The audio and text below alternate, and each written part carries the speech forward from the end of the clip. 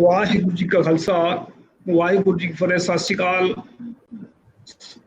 नमस्कार, सलाम अलैकुम।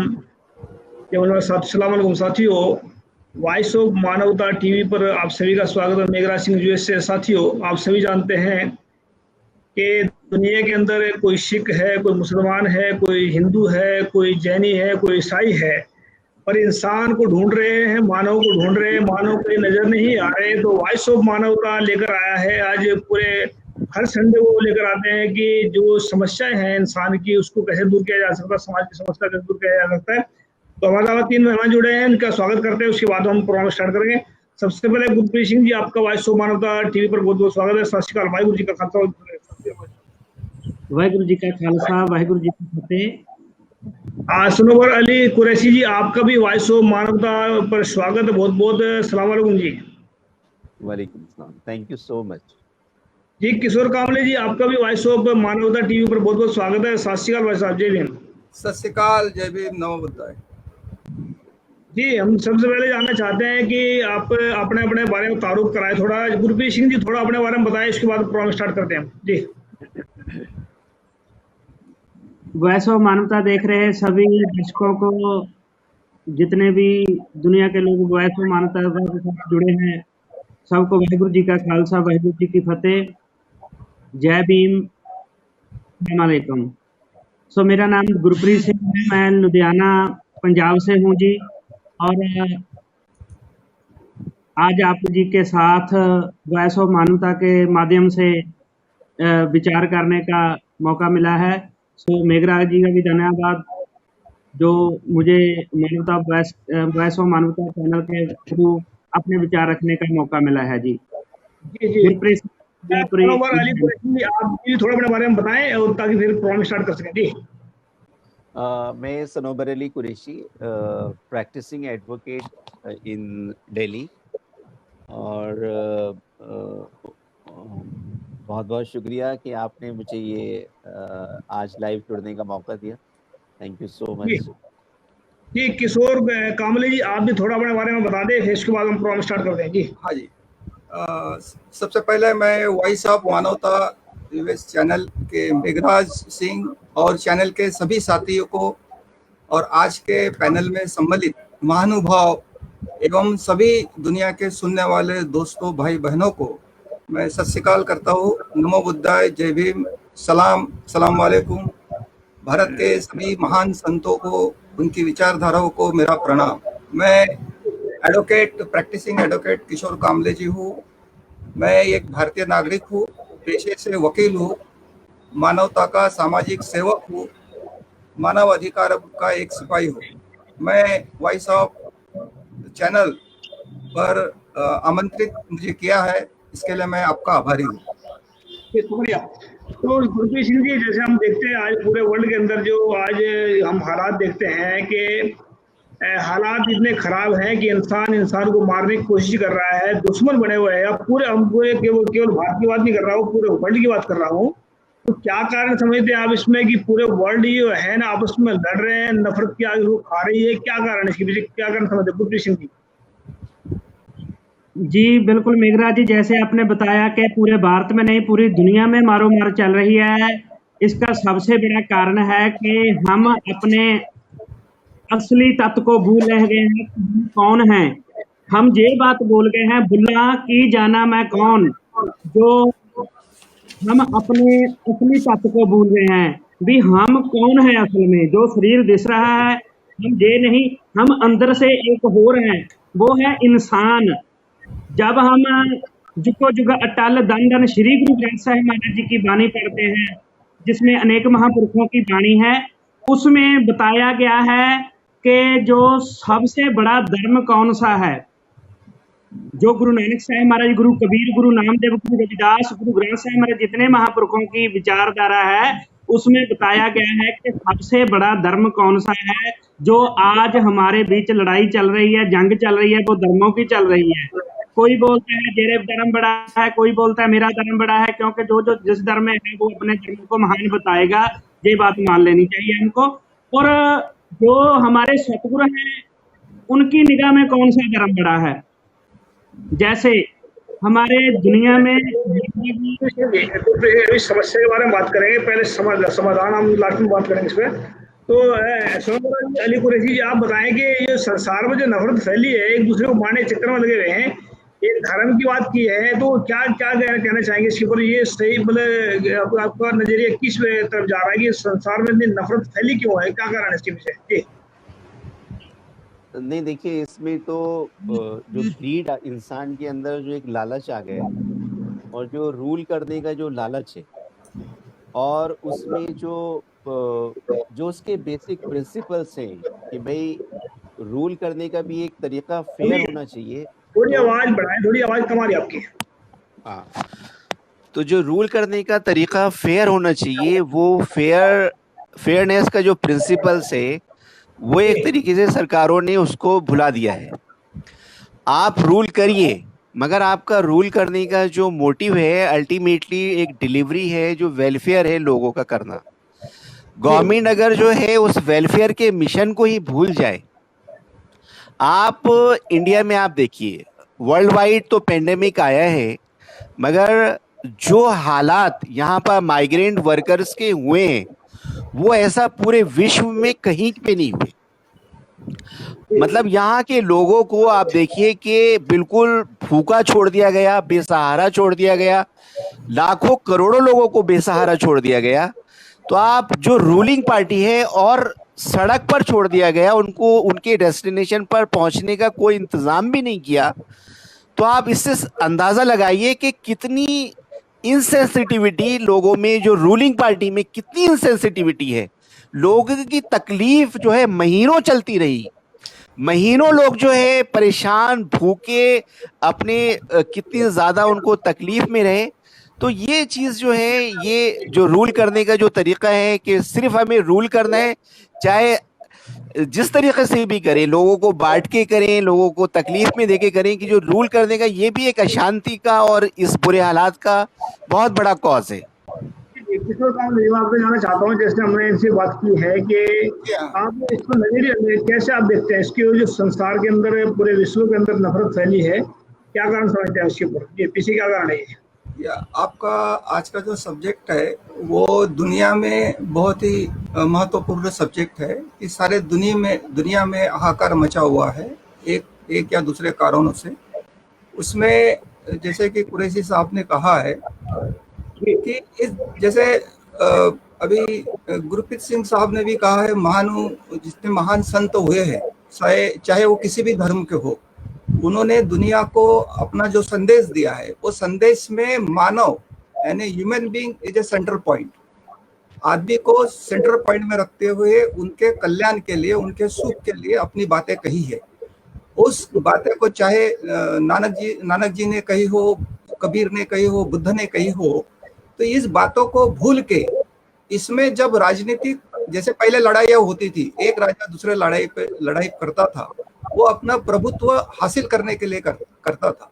तो इस संतों को वाणी को भूल के आज जब देश चलता है, चाहे भारत देश हो या और कहीं देश हो, तो ये अमेरिका में आपने देखा है कि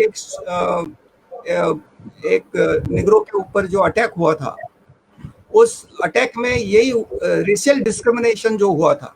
तो हमारा ही प्रभुत्व सारे दुनिया में रहना चाहिए।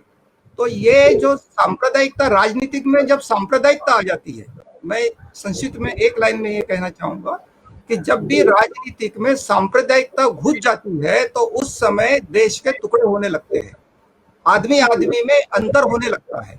तो ये कारण है कि राजनीतिक में अपनी मन से सांप्रदायिकता निकाल बाहर फेंकना और संतों ने जो उपदेश दिया है उस पर चलना, यही मेरा। गुरप्रीत सिंह जी, आप जैसे आपने बात आपके बीच में रह गई थी, उसको थोड़ा स्टार्ट करें, थोड़ी आवाज को थोड़ा बढ़ाएं क्योंकि आवाज आपकी बहुत कम आ रही है। जी गुरप्रीत सिंह जी। जी सर जी, जो मैं वीर जी बात कर रहा था वो ये थी कि जो हमारे भारत के जितने महापुरुष हुए हैं, आप भारत के क्या पूरी दुनिया के जितने भी महापुरुष हुए हैं, उनका एक ही मिशन रखा है उन्होंने, इंसानियत। जो मैं बात कर रहा था, गुरु ग्रंथ साहिब महाराज जी में सबसे बड़ा धर्म इंसानियत को बताया गया है। सर्व धर्म में श्रेष्ठ धर्म, हर को नाम जप निर्मल कर्म। किस वहां पे ये नहीं लिखा गुरु ग्रंथ साहिब में सिख धर्म बड़ा है, उन्होंने ये नहीं लिखा, उन्होंने लिखा इंसानियत धर्म सबसे बड़ा है। जब कुरैशी साहब जी गुरु नानक साहब महाराज जी मक्का मदीना प्रचार करने गए, वहां पर जो विचार हुई थी, वहां पर जो लोग इकट्ठे हुए थे, उन्होंने प्रश्न किया था, भाई गुरु नानक साहब जी हमें ये बताए, हिंदू बड़ा के मुसलमान होई पुछन खोल किताब नू, भी आप अपने ग्रंथों को खोल कर बताइए, अपनी विचारधारा को बताइए, भाई कौन सा धर्म बड़ा है, हिंदू धर्म बड़ा है या मुस्लिम धर्म बड़ा है? गुरु नानक साहब महाराज जी बोलते हैं सबसे बड़ा इंसानियत धर्म बड़ा है। शुभ अमला बाजो दोनों रोई, क्योंकि जो नेक इंसानियत वाले जो गुण जीवन में होने चाहिए, जिसके पास वो है, वो सबसे बड़ा धर्मी है। हम जिस भी धर्म को मानते हैं, हमें उस धर्म के प्रति कट्टर नहीं होना चाहिए। कट्टर होना चाहिए तो सबसे बड़ा धर्म जो इंसानियत है, उसके प्रति हमको कट्टर होना चाहिए भी हम इंसान हैं।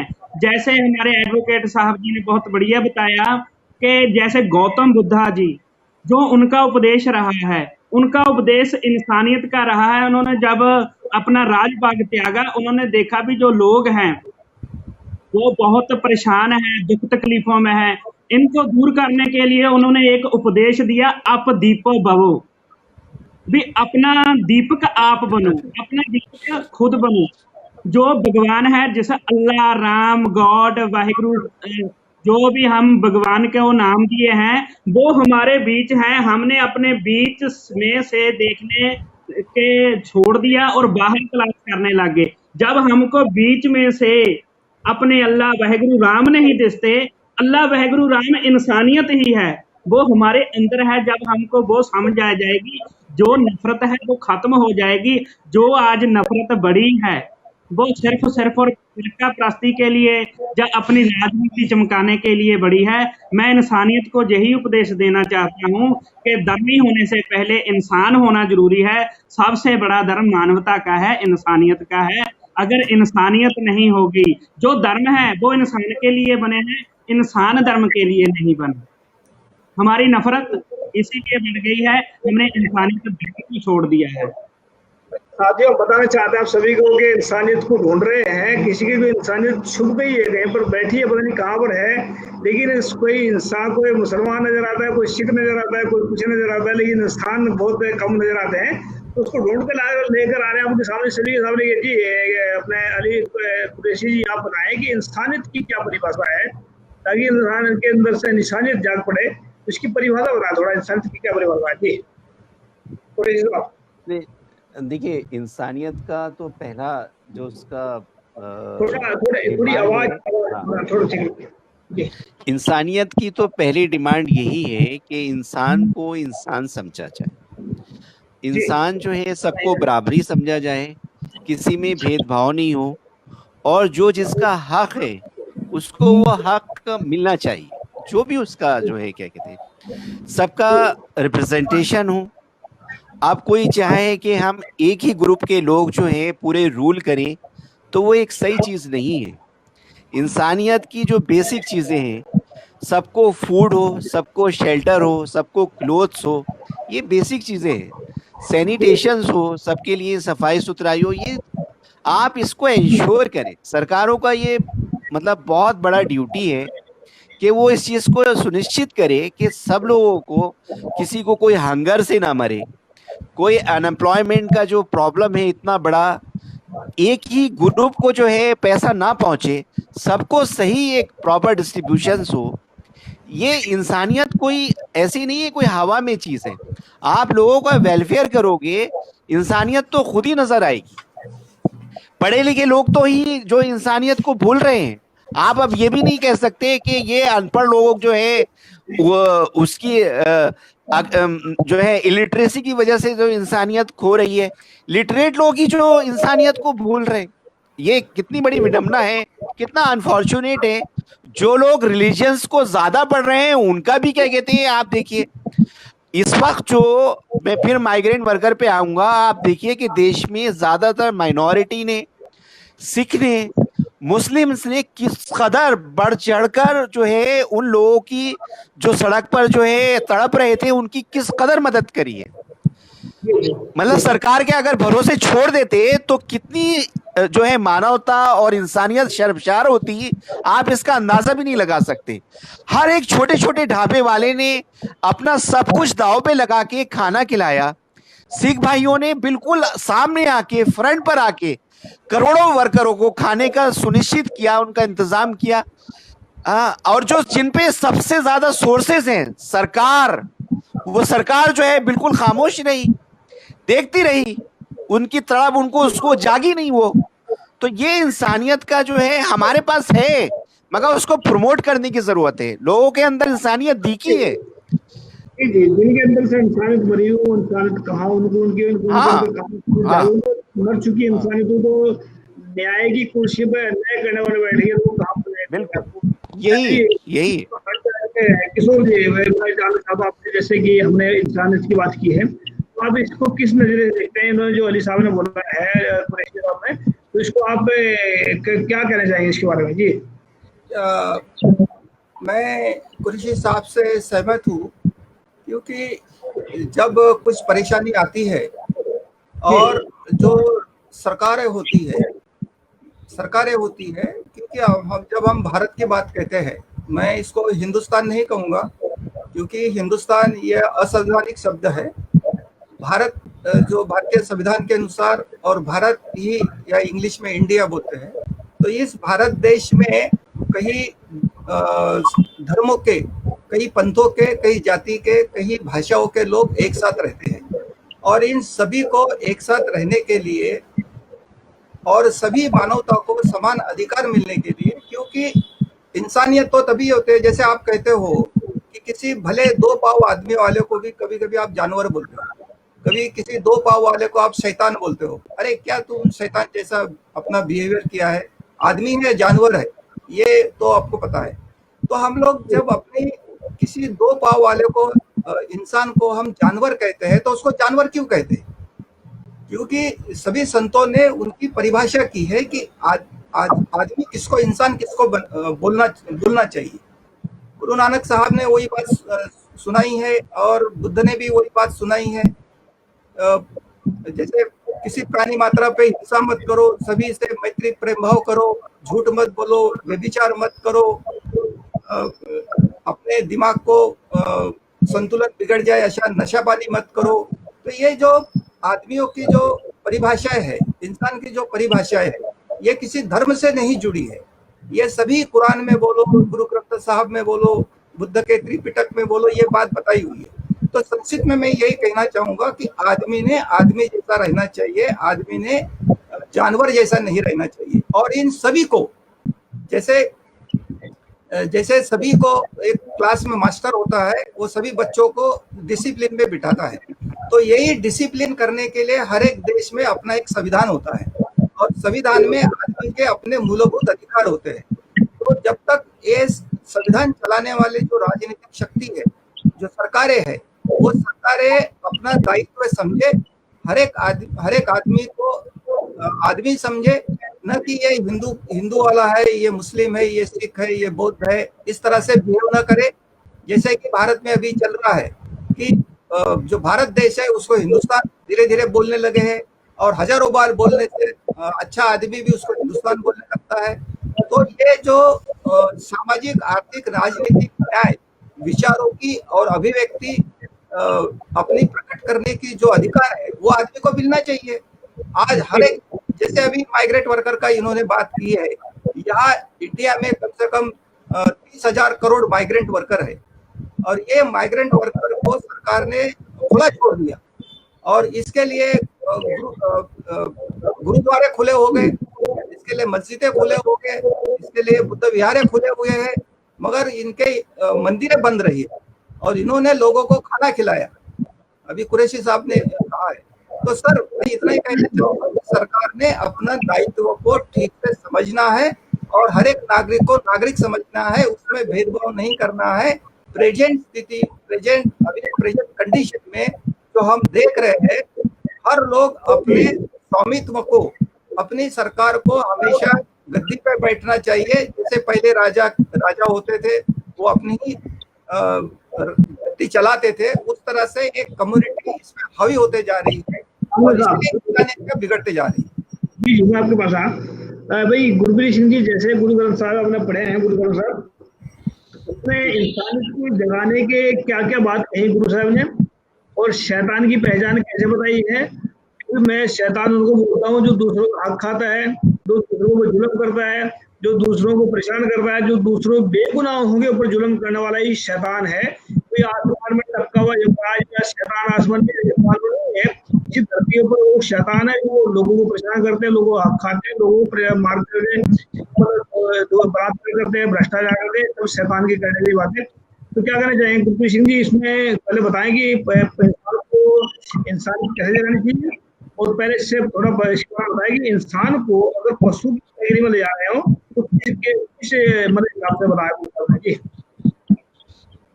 जब हम श्री गुरु ग्रंथ साहिब जी की वाणी को पढ़ते हैं, श्री गुरु ग्रंथ साहिब महाराज जी में बहुजन महापुरुषों की वाणी है, मुसलमानों की भी वाणी है, जिनको हम हिंदू बोलते हैं। हिंदू शब्द किसी भी हिंदू धार्मिक ग्रंथ में भी नहीं है। 18 मैंने गीत इनके धार्मिक उनमें नहीं। आपकी आवाज गड़बड़ा रही, आपकी आवाज थोड़ा ठीक रखे आवाज। हाँ माइक क्या रही, अब ठीक आ रही है जी आवाज? जी जी। जब हम श्री गुरु ग्रंथ साहिब महाराज जी की वाणी पढ़ते हैं, श्री गुरु ग्रंथ साहिब महाराज जी में अनेक महापुरुषों की वाणी दर्ज है, मुसलमानों की भी है, जो हिंदू लोग हैं हिंदू महापुरुषों की वाणी भी है।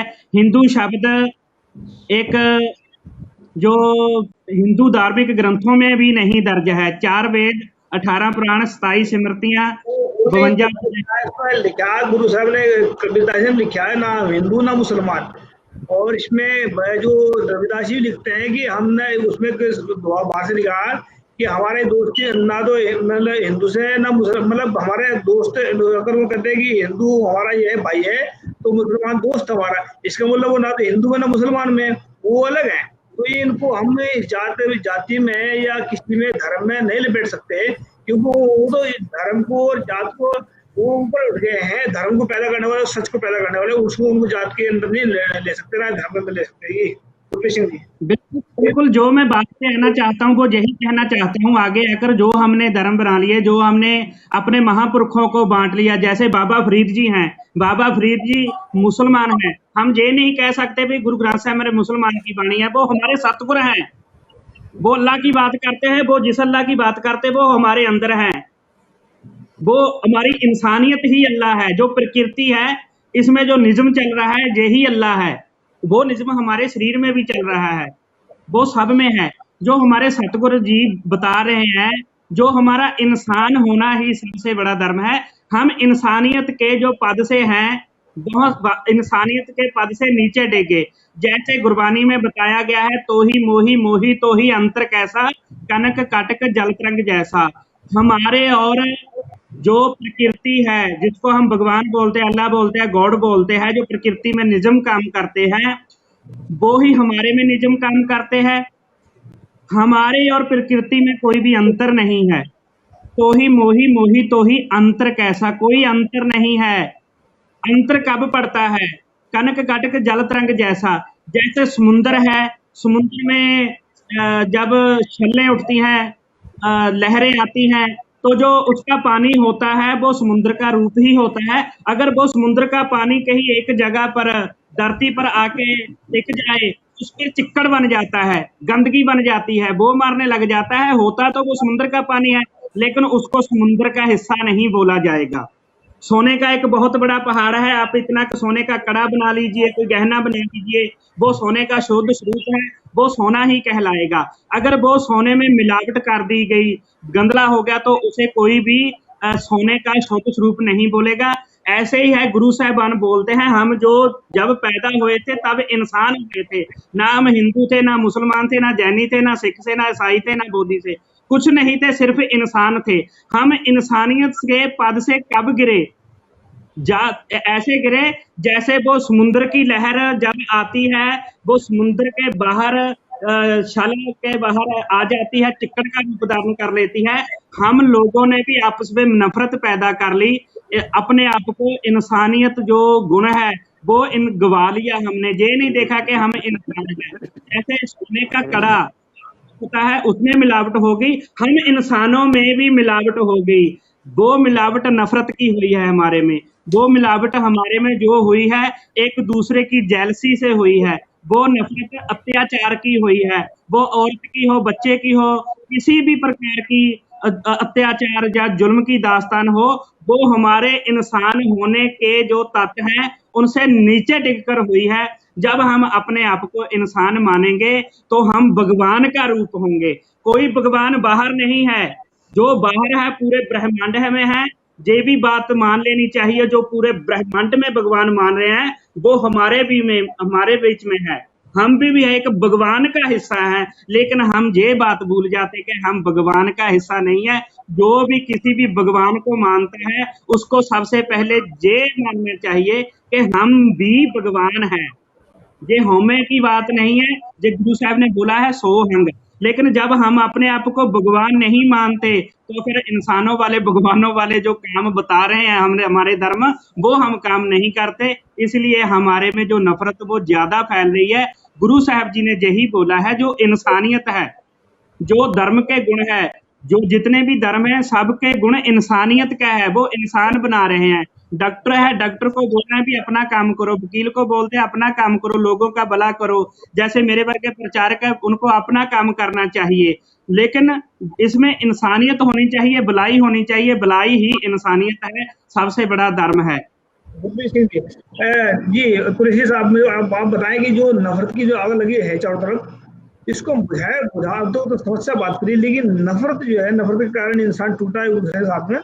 और मैं एक शायरी लिखी आज इसके ऊपर कि सबसे मेरा अपना मानना ऐसा है कि जो जात पात जो भारत के अंदर फैली हुई है, ये नफरत का मेन कारण जात पात है कि जात पात के गटर में फंस गया इंसान, ऊंच नीच की बदबू से मानव है परेशान। तो ऐसा में लिखा है इसमें। तो क्या कहना चाहेंगे, जो नफरत की आग जो लगी इसको कैसे बुझा सकते हैं या कैसे खत्म किया जा सकता है, कुरैशी साहब? नहीं देखिए, जब भी ये इस तरीके की हेट स्पीच होती है, कोई नफरत फैलाता है, तो उसको सख्ती से निपटने की जरूरत है। मगर इसका उल्टा हो रहा है। ठीक है, अभी हमने ये एंटी-सीए प्रोटेस्ट देखा और हमने देखा कि वो बहुत ज्यादा पीसफुल शुरू से, जब से सिटीजनशिप अमेंडमेंट पास हुआ तब से जो है उसका जो प्रोटेस्ट शुरू हुआ वो पूरे देश में एकदम पीसफुल तरीके से शुरू हुआ।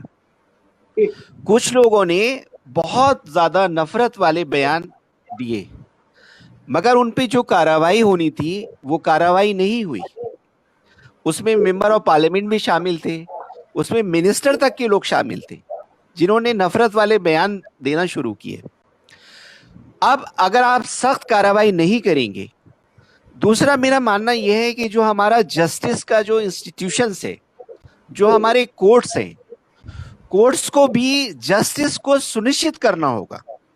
क्योंकि अगर हमारा कितना भी लॉस हो जाए सोसाइटी का, अगर हमारा जस्टिस का सिस्टम अगर हमारा स्ट्रांग है तो हम सब चीजें वापस ले सकते हैं। हमारी इकोनॉमी अगर खराब भी हो जाए, हमारे अंदर और भी तकलीफें आ जाएं, मगर हमारा अगर जस्टिस सिस्टम हमारा ठीक है, वो ऑनेस्ट है, तो हमारी हर चीज वापस आ सकती है। मगर यहाँ पर यह भी देखने को मिला कि कोर्ट्स भी उन चीजों को उतनी सीरियसली वो नहीं ले पाए। बिल्कुल मतलब बड़ा क्लियर केस थे। तो इससे क्या मैसेज देना चाहते हैं? इससे मैसेज ये मैसेज जो जा रहा है ये सोसाइटी के लिए अच्छा नहीं है, सभी के लिए। अगर कोई भी हेट, कोई भी नफरत फैलाए, आप उसको सख्ती से निपटो। नफरत की कोई जगह होनी नहीं चाहिए। पुलिस का रूल आप देखिए, पुलिस जो है एक जगह प्रोटेस्ट के लिए वो लाइब्रेरी तक में घुस जाती है बिना वाइस चांसलर की परमिशन के। लाइब्रेरी में घुस के बच्चों को मार देती है जामिया मिलिया इस्लामिया में। वही पुलिस जेएनयू के अंदर गेट पर 1.25 घंटे खड़ी रहती है इस ग्राउंड पे कि वाइस चांसलर साहब उनको परमिशन नहीं दे रहे अंदर जाने की। अंदर क्राइम हो रहा है, पुलिस बाहर खड़ी है, सेम पुलिस जामिया के अंदर बिना परमिशन के अंदर घुस के मारती है, सेम पुलिस जामिया में बाहर खड़ी, जेएनयू में बाहर खड़ी रहती है, अंदर क्राइम हो रहा है, रोकती नहीं है कि परमिशन नहीं है। एक जगह आपको परमिशन की जरूरत है, एक जगह आप बिना परमिशन के जो है अपने हाथ में कानून ले रहे। तो हमें जो है सभी इंस्टीट्यूशन को, चाहे वो पुलिस हो या जो भी हो, जो भी नफरत फैलाता है उसको कोर्ट को बहुत सख्ती से इसको देखना चाहिए। और जहां भी हो समाज में, चाहे लीडर्स हो या और लोग हों जो नफरत पे जो अपनी राजनीति करते हैं, उनको सख्ती से निपटना चाहिए। इस पे कानून है मगर उसका इम्प्लीमेंटेशन हो। जी जी जी, कामले साहब आप क्या कहना चाहेंगे इस पर कि नफरत की आग जो लगी है इसको कैसे बुझा सकते हैं, और इसके बारे में बताया थोड़ा। जी कामले साहब। देखो, अभी तो इस पूरे डिस्कशन में जो वॉइस ऑफ मानवता की जो चैनल में इंसान किसको बोलना चाहिए, ये तो गुरप्रीत सिंह साहब ने ठीक से बताया है। उसी चीज़ को हम लोग बार बार न दोहराते हुए मेन मुद्दे पे आते हैं कि ये इंसानियत कैसे काम करे और इंसान को कैसे समझे। तो ये तो राजनीतिक में जो सांप्रदायिकता घुसी हुई है और जो राजसत्ता में बैठे हुए लोग एक धर्म को सपोर्ट करते हैं और वो चाहते हैं कि भारत को हिंदुस्तान बनाया जाए, तो ये जो उनकी मानसिकता जड़ी हुई है और ये एक बहुत बड़ा मानसिक रोग है, ऐसा भी मैं कहना चाहूँगा। तो आपके चैनल से मैंने भी ये बात को पढ़ी है और मैं ये मानता भी हूँ कि जहाँ राजनीतिक ये होता है कि वो अपने सारे नागरिक को एक जैसा समझे और उनको जो फंडामेंटल राइट्स है, उनके जो मानवता के अधिकार है, उस मानवता के अधिकार को इम्प्लीमेंट करे। और वो इम्प्लीमेंट करने के लिए हर एक को एक रोल कोड ऑफ कंडक्ट होता है, जिसको लॉ ऑफ द रूल भी हम बोल सकते हैं। तो ये कोड ऑफ कंडक्ट हमारे भारतीय संविधान में दिया हुआ है और ये भारतीय संविधान में दिया हुआ है। वो मूलभूत हक जब नहीं मिलते हैं और बाबा साहब अम्बेडकर ये कहते हैं कि रूल ऑफ कंडक्ट कितना भी अच्छा हो, एक कुरान कितना भी अच्छा हो, गुरु ग्रंथ साहब में कितनी भी अच्छी बातें लिखी हो या बुद्धिज्म में कितनी भी अच्छी बातें लिखी हो, मगर वो फॉलो करने वाले यदि लोग नहीं रहे या जो इसको इम्प्लीमेंट करवाता है वो इम्प्लीमेंट करवाने वाला है या जिसको हम लोग उसको अधिकार देते हैं, तो वो अधिकार जिसके हाथ में है वो उसको पालन नहीं करता है, उसमें इंसानियत खो गई है, तो वो ग्रंथ का, वो किताब का कोई मायने नहीं रखता है। इसलिए बाबा साहब कहते थे कि संविधान कितना भी अच्छा हो, संविधान चलाने वाले यदि बेवकूफ हो, संविधान वाले जब इंसानियत नहीं अपने मन में रखते हो, तो संविधान कुछ काम का नहीं है। तो हमें ये देखना है कि भारत में या और भी दुनिया में, मगर भारत में हम भारतीय होने के कारण इसमें ज्यादा बात करूंगा कि हमने देखा है कि जब जब सरकारें आती है, वो सरकारें अपनी सरकार रहने के लिए अपने धर्म की, अपने जाति का गुट बनाते हैं और भारतीय संविधान को बाजू में रखते हैं। तो सबसे पहला है कि हम देखना है कि ये भारतीय संविधान के तहत सरकार कौन चला रही है और सरकार चलाने वाला लोग इंसान को इंसान समझ रहा है कि नहीं समझ रहा है, उस भारत के अखंडता को बरकरार रखने के लिए कोशिश कर रहा है कि नहीं कर रहा है। तो हम देख रहे हैं कि भारत में भारत की अखंडता को बरकरार रखने के लिए जो संविधान का पालन होना चाहिए वो पालन नहीं हो रहा है। और ये पालन रखने के लिए आपने हमें कोशिश करना है, एक दबाव बढ़ाना है कि जो सरकार में आती है, कि बाबा साहब ये कहते थे कि रूलिंग पार्टी कितना भी अच्छा हो, उसका अपोजिशन पार्टी रहना बहुत जरूरी है। और अपोजिशन स्ट्रांग होने के लिए हम और आप जो इंसानियत की बात कहते हैं, वो उन्होंने अपना संगठन और अपनी ताकत को मजबूत करना बहुत जरूरी है, ताकि ये दबाव जो सत्ताधारी लोग हैं उन पे हमेशा बनाए रहे और ये कहते रहे कि ये सत्ताधारी लोग आप अपने लाइन से, अपने कर्तव्य से लाइन से छोड़ के आप काम कर रहे हैं, उसको सही ढंग से काम करने के लिए आपको करना पड़ेगा, नहीं तो हम आपको सत्ता से बाहर करेंगे। ऐसी ताकत निर्माण करने की हमें बहुत जरूरी है। और इसके लिए हमें जो भी, जैसे अब बहुत अच्छा लग रहा है कि आज कुरैशी साहब भी है, गुरप्रीत सिंह साहब भी बैठे हैं और मैं भी एक बैठा हूँ। हम लोग अलग अलग ग्रंथों को मानते भी होंगे, मगर एक ही चीज को मानते हैं, इंसानियत को। तो ऐसा बढ़िया पैनल आपने डिस्कशन में रखा हुआ है। तो हमें ये देखना है कि इन सारे तत्वों को मिला के एक शक्ति हमको बनाना बहुत जरूरी है, ताकि जो सांप्रदायिक तत्वों वाले लोग हैं, जैसे आरएसएस हो गई है, ऐसे जो तत्व है उनको ठीक से लाने के लिए हमको दबाव बढ़ाना पड़ेगा, उनको उखाड़ फेंकना पड़ेगा। मेरे हिसाब से दबाव नहीं बढ़ाने की जरूरत है, इसमें हमें खुद ही सत्ताधारी बनना पड़ेगा, तभी हम कुछ तब्दीली कर सकेंगे। इनको उखाड़ के फेंकना पड़ेगा वहां से, जब तक ये वहां पर बैठे शैतान लोग तब तक वहां कुछ नहीं हुआ। तो एक मिनट का टाइम आप तीनों के पास में। गुरप्रीत सिंह जी, लास्ट में क्या कहना चाहते हैं आप, इसके बारे में बताएं थोड़ा जी। एक मिनट का टाइम है। आपकी आवाज नहीं आ रही गुरप्रीत सिंह जी? नहीं, आवाज बिल्कुल नहीं आवाज आ रही। दोबारा में जुड़े। कुरैशी साहब, आप बताएं इसके बारे में लास्ट में कि 1 मिनट में क्या कहना चाहेंगे लास्ट में, जो हम कर रहे हैं काम, इसके लिए हमें और क्या करने की जरूरत है, तो क्या कहना चाहेंगे लास्ट में? नहीं, आपने बिल्कुल सही कहा कि अब हाशिए पे रहने की जरूरत नहीं है, हमें अंदर आना पड़ेगा। और उसके लिए जो भी लाइन ऑफ एक्शन हम तय करें, तो ये इंश्योर करें कि हमारा रिप्रेजेंटेशन जो है रूलिंग में, गवर्नमेंट में, इंश्योर करें कि हम किसी भी तरीके से जो है उसको फेयर तरीके से, क्योंकि जो बेस्ट मॉडल है, जो सबसे अच्छी डिलीवरी समाज को देगा, देखिए समाज उसका हिस्सा, रूलिंग पार्टी का हिस्सा तो बनेगा। तो हमें इन चीज़ों को जो है लीडरशिप में और उसमें जो है आना है।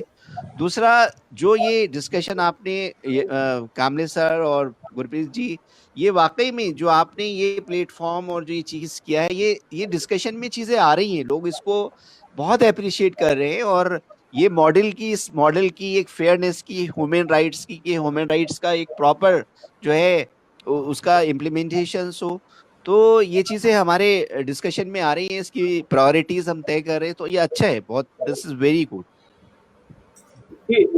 कावले साहब, लास्ट में क्या कहना चाहेंगे आप, इसमें बताएं कि थोड़ा जो है आपने तो बताया कि इसमें अपोजिशन में जाना, लेकिन मेरे हिसाब से जब तक सच्चा और ईमानदार इंसान राजनीति में नहीं जाएगा, तब तक राजनीति सुधरने वाली नहीं है।